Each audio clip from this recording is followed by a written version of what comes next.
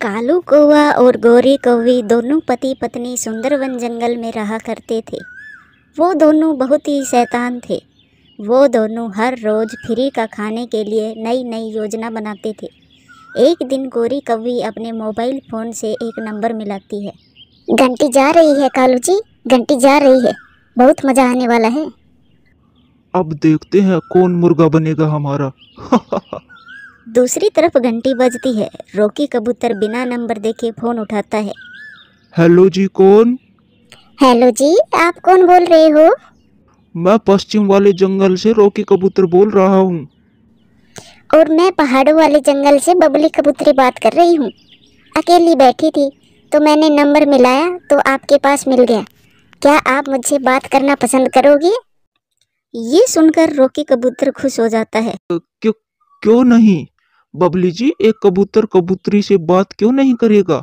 मुझे बहुत अच्छा लगा कि आप मुझसे बात करना चाहती हो। कबूतर जी, आपकी आवाज़ तो बहुत अच्छी है। आवाज़ की तरह आप भी बहुत अच्छे और सुंदर होंगे।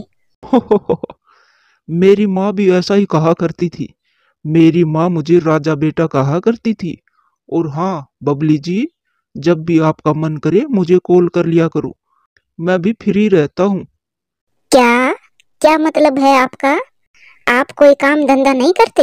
अरे नहीं नहीं बबली जी, मेरे पास बहुत काम है। मुझे काम करने की जरूरत नहीं है, सारे काम मजदूर पक्षी कर लेते हैं। अच्छा, ये बात है। तो फिर कबूतर जी, आज से मेरी और आपकी दोस्ती पक्की हुई। अच्छा, तो मैं फोन रखती हूँ, बाद में कॉल करूँगी। बाय। अरे बबली जी, सुनो सुनो, थोड़ी देर और बात करो ना, मुझे अच्छा लग रहा है। गोरी कौवी तो कॉल काट देती है। फंस गया रॉकी कबूतर, हमारे जाल में फंस गया गोरी। हाँ कालू जी, अब जैसे जैसे मैं कहूँ आप वैसे वैसे ही करना, फिर देखना कैसे मुफ्त में खाते हैं हम।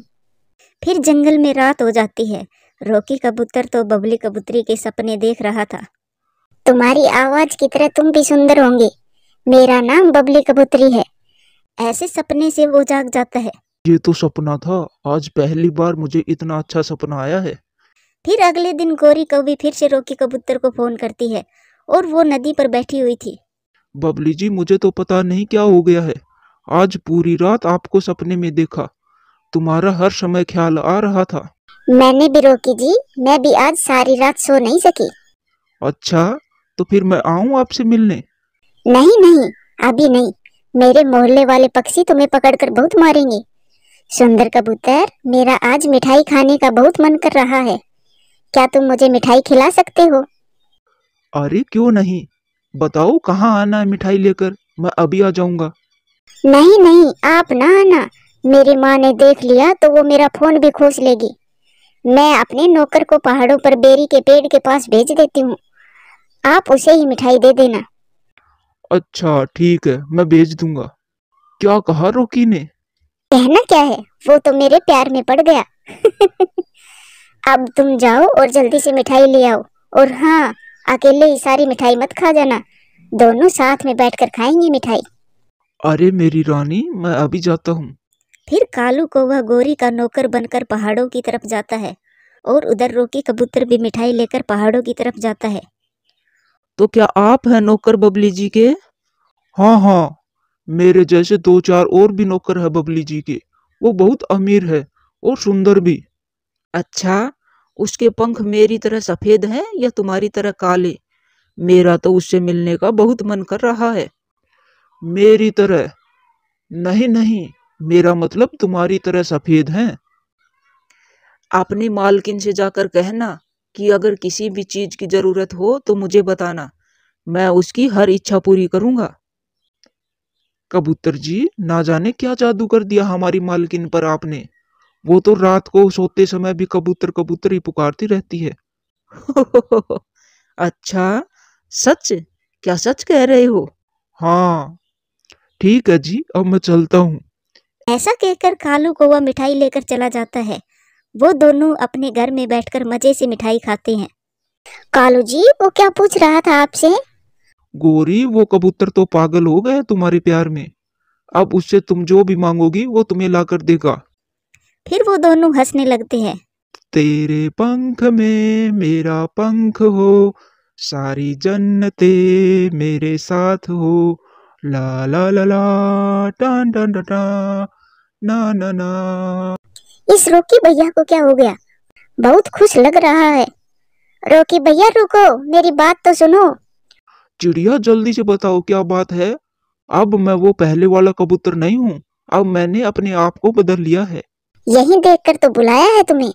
ये गाने कब से गाने लगे आप? तुम पहले तो ऐसी हरकत नहीं करते थे। जब से मिली वो, जब से मिली वो, मेरे सपनों की रानी, मेरी महारानी, बबली कबूतरी।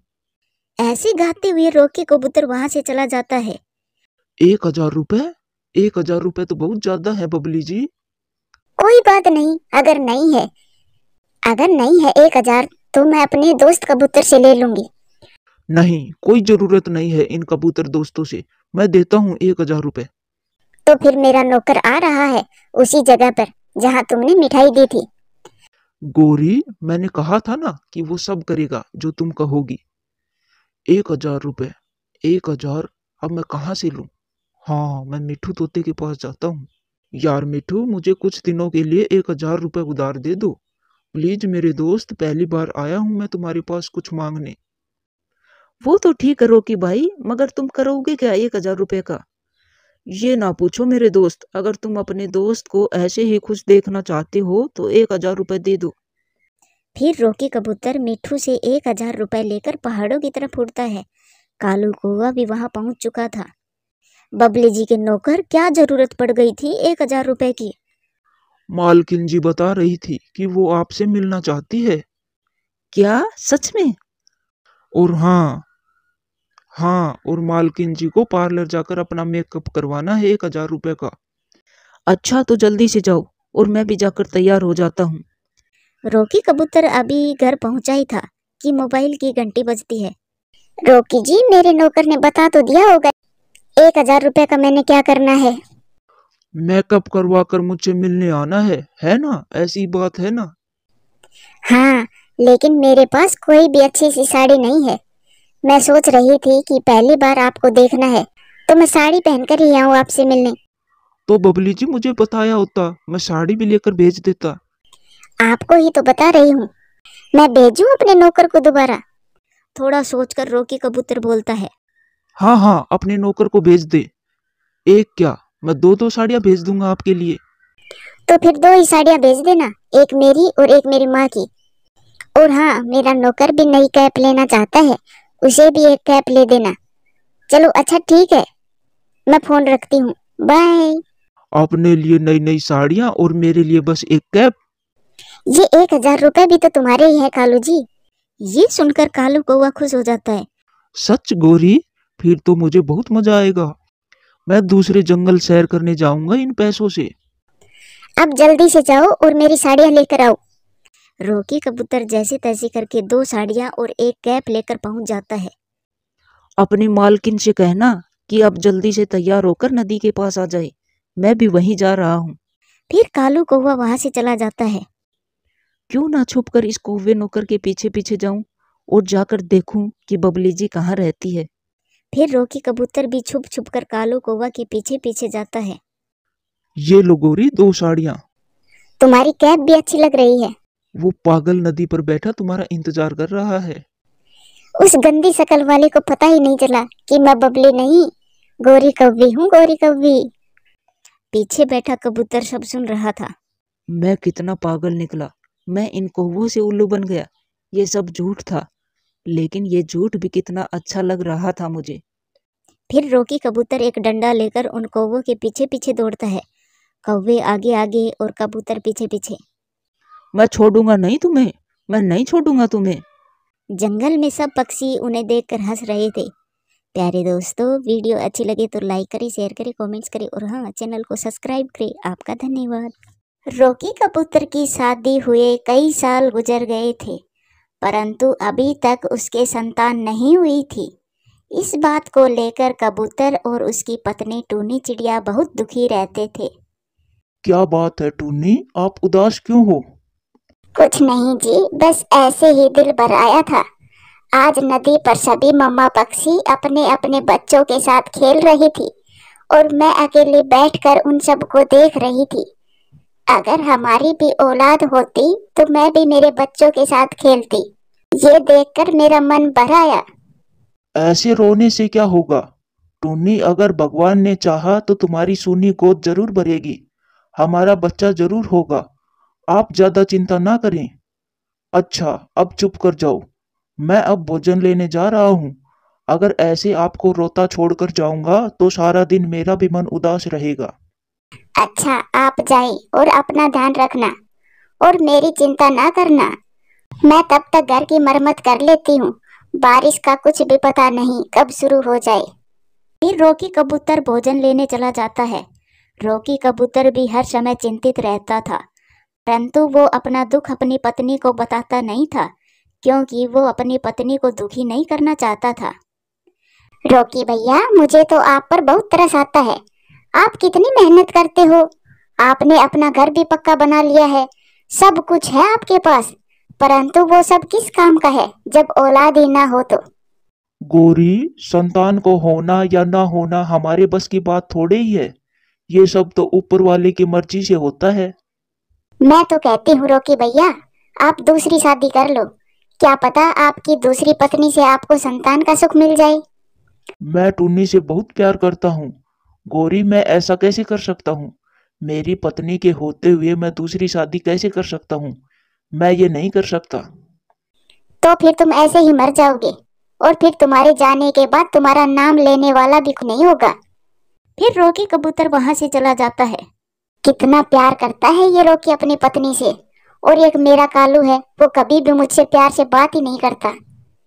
शाम को लूसी कबूतरी टूनी चिड़िया के पास आती है। चिड़िया बहन, आप कल मेरे साथ चलना। हम उल्लू बैद जी से आपका चेकअप करवाएंगे। मैंने सुना है उल्लू बैद जी के पास एक ऐसे फूलों का रस है जिसे पीने से मम्मा पक्षी को अंडा हो जाता है। क्या लूसी बहन, सच में? आपने मुझे पहले क्यों नहीं बताया? अगर ऐसा है तो हम कल ही उल्लू बैद जी के पास चले जाएंगे। ठीक है टूनी बहन, जब रॉकी भैया घर आए तब उनसे पूछ लेना, फिर हम कल चलेंगे। फिर लूसी कबूतरी वहां से चली जाती है। रॉकी कबूतर भी भोजन लेकर अपने घर लौट आता है। टुन्नी, आप सुबह तो रो रही थी और अब बहुत खुश लग रही हो, क्या बात है? जी, आज लूसी बहन आई थी। वो मुझे बताकर गई है कि उल्लू बैद जी के पास कोई दवा है जिसे पीने से मुझे अंडा हो जाएगा। अच्छा, ये तो बहुत खुशी की बात है। तो फिर कब जाना है उल्लू बैद जी के पास? कल। मैं कल जाऊंगी लूसी बहन के साथ। टुन्नी, अगर हमारी बेटी हुई तो उसका नाम मैं रखूंगा। और बेटा हुआ तो मैं नाम रखूंगी उसका। वो ऐसे खुशी खुशी बातें करते करते सो जाते हैं। अगले दिन टूनी चिड़िया लूसी के साथ उल्लू बैद जी के पास जाती है। आपकी शादी को कितना समय गुजर गया है? 1 साल हो गया है उल्लू बैद जी। बैद जी, बताइए कि हमारी टूनी बहन माँ बन जाएगी ना? मैं ये कैसे बताऊं लूसी, मैं कैसे बताऊं कि टूनी चिड़िया तो बांझ है। टूनी चिड़िया कभी भी माँ नहीं बन सकती। ये सुनकर तो टूनी चिड़िया के तो पैरों तले से जमीन खिसक जाती है। ऐसा ना कहे उल्लू बैद जी, भगवान के लिए ऐसा ना कहें। आपने तो मेरी उम्मीद ही तोड़ दी है। कम से कम मेरी उम्मीद तो बनी रहने दे। लूसी बहन, इससे तो अच्छा था कि मैं उल्लू बैद जी के पास ना ही आती। मुझे कुछ उम्मीद तो थी, लेकिन आज तो मेरे पास वो भी नहीं रही। चुप कर जाओ टूनी बहन, चुप कर जाओ। ऐसे रोने से कुछ नहीं होगा। अगर ऐसे रोती रहोगी तो क्या होगा? तो ले आई उल्लू बैद जी से दवा। क्या कहा उल्लू बैद जी ने? टूनी चिड़िया तो चुप बैठी थी, वो तो बस रोए जा रही थी। टूनी, क्या बात है? आप रो क्यों रही हो? कुछ तो कहो, आखिर हुआ क्या है? मैं बांझ हूँ पति जी, मैं कभी भी माँ नहीं बन सकती। मैं आपको पिता बनने का सुख नहीं दे सकती। मेरे भाग्य में संतान नहीं है। क्या ये सब उल्लू बैद जी ने बताया है? उल्लू बैद जी ने मेरा पूरा चेकअप करने के बाद ये सब बताया है। अच्छा, कोई बात नहीं, अब चुप हो जाओ। मैं हूं ना तुम्हारे पास। हम दोनों एक दूसरे का दुख बांट लेंगे। ऐसे ही कुछ समय गुजर जाता है, और फिर एक दिन नदी पर बैठी टूनी चिड़िया अपने पति रॉकी से कहती है, रॉकी जी, मेरी एक इच्छा है, क्या आप मेरी वो इच्छा पूरी करेंगे? बताओ बताओ टूनी, मैं तो आपकी हर इच्छा पूरी करने को तैयार हूँ। आप दूसरी शादी कर लें। यह सुनकर रॉकी कबूतर बहुत हैरान हो जाता है। ये क्या कह रही हो टूनी? क्या हो गया है आपको? होश में तो हो? रॉकी जी, मेरी एक सहेली है मेरे माँ वाले जंगल में। मैं उससे आपकी शादी करना चाहती हूँ। अगर आप मुझे खुश देखना चाहते हो तो आपको मेरी ये बात माननी होगी।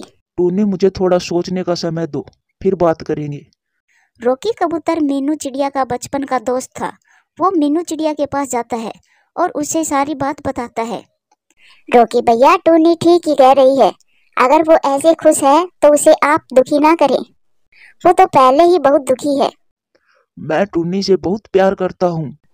तो फिर आप उसकी बात भी मान लो। आप दूसरी शादी कर लो। फिर कुछ दिनों के बाद टूनी चिड़िया अपनी सहेली रॉकी की शादी करवा देती है। आप दोनों बैठे और मैं आपके लिए भोजन लेकर आती हूँ। नहीं नहीं टूनी, आप पहले कभी गई हो भोजन लेने जो अब भोजन लेने जाओगी? नहीं, आज से भोजन मैं ही लेकर आऊंगी। और वैसे भी मैं घर में बैठे बैठे बोर होती रहती हूँ। फिर टूनी चिड़िया भोजन लेने चली जाती है। टूनी मेरी बचपन की सहेली है। बेचारी ने सारी जिंदगी दुख ही दुख देखे हैं। छोटी सी थी तब माँ बाप मर गए थे और अब संतान ना होने का दुख तो शायद उसे मार ही देगा। तो फिर सौतन ले आई चिड़िया। मैंने अपने पति की शादी अपनी खुशी से की है। चिड़िया, अंदर अंदर से खुश तो तेरा पति हो रहा होगा। उसे नई पत्नी जो मिल गई और थोड़े ही दिनों बाद वो दोनों तुम्हें घर से भी भगा देंगे। मेरे पति जी ऐसे नहीं है। तो फिर देखेंगे, तुम थोड़ा इंतजार तो करो।